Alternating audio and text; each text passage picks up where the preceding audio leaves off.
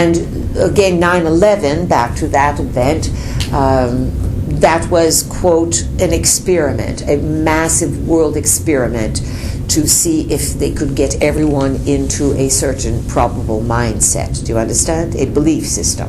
And then that was played out by higher security, changing this and this and this, but those are only symptoms. And yet, even though many people will play the game and go through security and follow the laws, they see through the whole thing. Do you understand? So you cannot tell, because unless these people know how to read people's energy fields and minds, and how do you read individually 7 billion people? Right.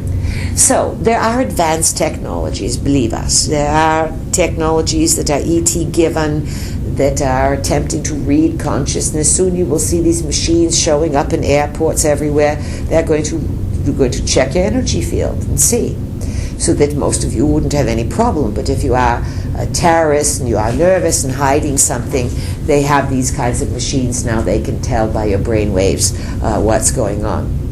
But as far as timelines, they have super technologies, and still they cannot predict. You know, from times out of mind, those who came from the heavens were looked at as gods. Sometimes they were revered out of respect, sometimes out of fear, sometimes they were detested. But it was difficult for the earthlings to figure out a way to get rid of them. Do you understand? Way, way, way back in long times of antiquity, the gods battled on the planet. Wars of gods and heavens is an old, old story from many, many cultures. Today, as we approach the tumultuous changes of energy, and George, you have spoken of this, there is a chance for war to take place in the air with others, to re-stimulate this old scenario. And let's say that the game of directing people's consciousness through the media, obviously getting everyone with as much technology as they can, and free iPhones and iPads and pods and Twitters and tweeters and all these things, and Wi-Fi, to get this in so that people will magnetize themselves towards it and not go out and think and do independent activities. Do you understand? Now, we asked our home class recently to take on a little project for the summer, and we're going to suggest it here to you too. It's quite simple, and it has to do with helping to balance the earth, and you will do it in a minuscule way. We were mentioning that long time ago, humans, other beings, would put large punctures into the earth, sometimes huge structures. Think of the Great Pyramid as a type of acupuncture point on the earth. The Irish were famous for their silos and their metal iron spheres and all kinds of things. So we're going to ask you to do something quite simple and harmless. We'd like you to get yourself 6 sets of chopsticks, if you would, please. Not this moment, but next time you're by a Chinese store or something, pick up a few extra sets. 6 sets of chopsticks would be nice if they were all the same size. It would be easier for you. And so that you will have 12 chopsticks. And you're going to play with them all summer. We ask you to take an afternoon or an evening and to decorate them. To put some glitter on them, or color, or stickers, or ribbons, and to make each one different, or to make them a set, however you want. You can glue little faces on, you can glue stones on, anything you want. But you are to make yourself 12 Chinese chopsticks. And these are going to be your earth acupuncture tools for the summer moons. And we'd like you to play with them and to put them in the ground on your property. Move them around periodically, make different shapes. You can make it out into a serpent, you can make circles, spirals. You only have 12, so it's not a big deal. Do you understand? You can cluster them all together and make one little round thing, or you can spread them out large and play with it. Look at them. And when you do it, when you put them in the earth, say that you are helping to release the pressure that is being built up on the earth, and that you release it into a flowering, a gracious, peaceful flowering of consciousness. That's your homework for the summer, Mooners. Do you like that? Please. Only George said Yes. no one else is going to do it. All right, go ahead. Elizabeth, you will do it, will you not? I will. Good, good. We want all of you to participate in this. Go, George. Just one note on that. I've had acupuncture many different times, and one of my acupuncturists used to always, I would ask him questions. He was very open to ask people asking questions.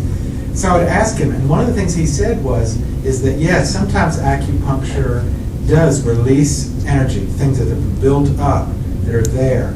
But sometimes it's also when you're weak or when you have low energy, the acupuncture point will actually pull energy that you need to you as well.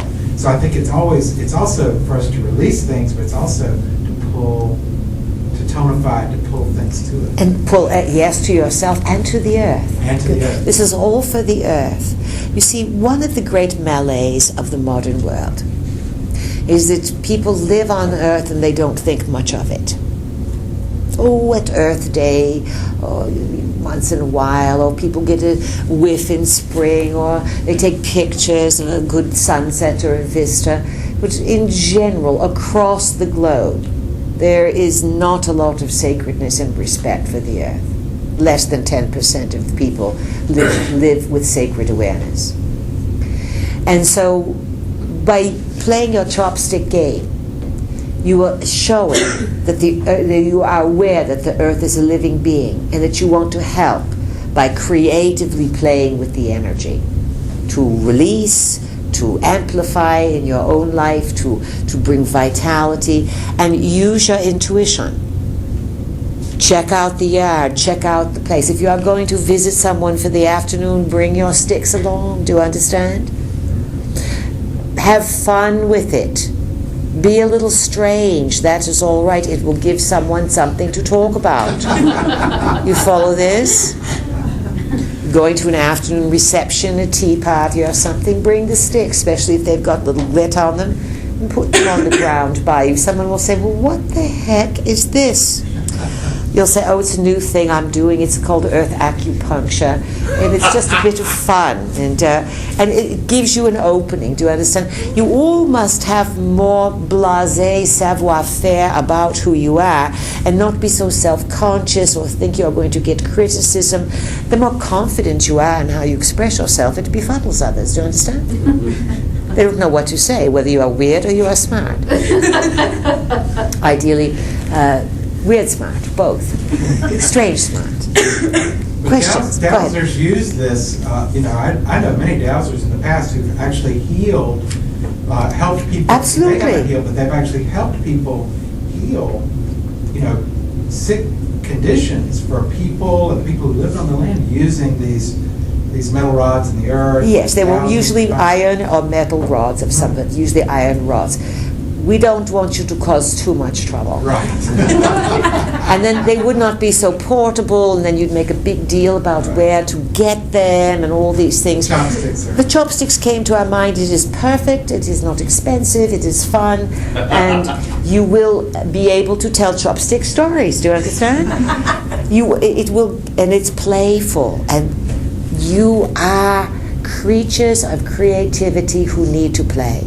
You are full of wealth, and the more you laugh and you do things, the more you enhance your world. So it is a good idea. Please. Yes. Yes, this is Joyce. Joyce, welcome. There's a project, I think it's called the Pagoda Project, and it is, at least in part, organized by acupuncturists. Yes. And they have an approach to travel the globe looking for spots to build pagodas to help mitigate a lot of the stress and damage to the earth. And I don't know how many they've built. There's I think it's less than 100, but it's very interesting It is. how that works. There are people who do all kinds of things to go around and plant peace poles and build things. And you know, Joyce, many years ago,